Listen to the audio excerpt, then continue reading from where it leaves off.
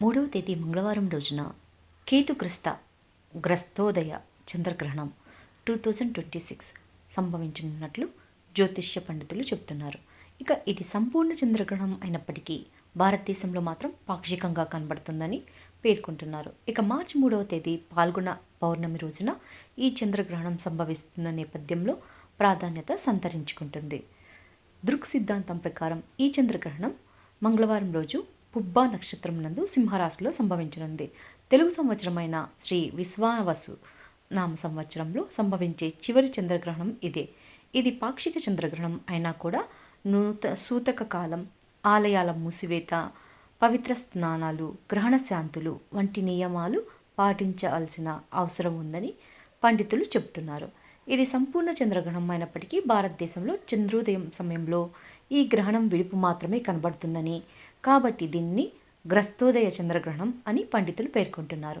ఇది మన దేశంలో సాయంత్రం 6:20 చంద్రోదయం అయిన తర్వాత కేవలం 27 నిమిషాలు మాత్రమే కనిపిస్తుందంట. అయినప్పటికీ గ్రహణ నియమాలు పాటించవలసి ఉంటుందంట.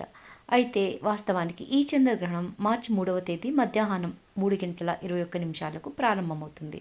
సింగపూర్, చైనా వంటి దేశాల్లోని కొన్ని ప్రాంతాల్లో ఈ చంద్రగ్రహణం స్పష్టంగా కనిపిస్తుంది. కానీ భారతదేశంలో మాత్రం పాక్షికంగా కనిపిస్తుందంట. అది మొత్తంగా ఈ చంద్రగ్రహణం ఏర్పడే పూర్తి సమయం 3:27 ఇక ఈ గ్రహణం మోక్షకాలం సాయంత్రం 6:48 ఉంటుంది. ఈ చంద్రగ్రహణ సమయంలో గ్రహణ నియమాలు, శాంతులు, ఆలయాల మూసివేత వంటివి ఆచరించాలి.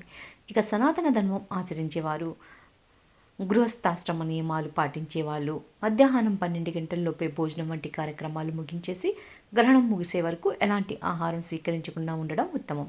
అలాగే ఈ చంద్రగ్రహణం సింహరాశిలో సంభవించడం వల్ల సదరు సింహరాశి వాళ్ళు ఈ గ్రహణాన్ని చూడకపోవడం శుభప్రదం.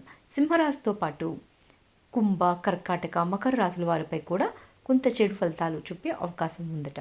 కాబట్టి ఈ చెడు ఫలితాలున్న రాశుల వాళ్ళు మరుసటి రోజు గ్రహశాంతి, జపాలు, పూజలు ఆచరించడం వల్ల గ్రహణ దోషాల నుంచి బయటపడొచ్చని పండితులు చెబుతున్నారు.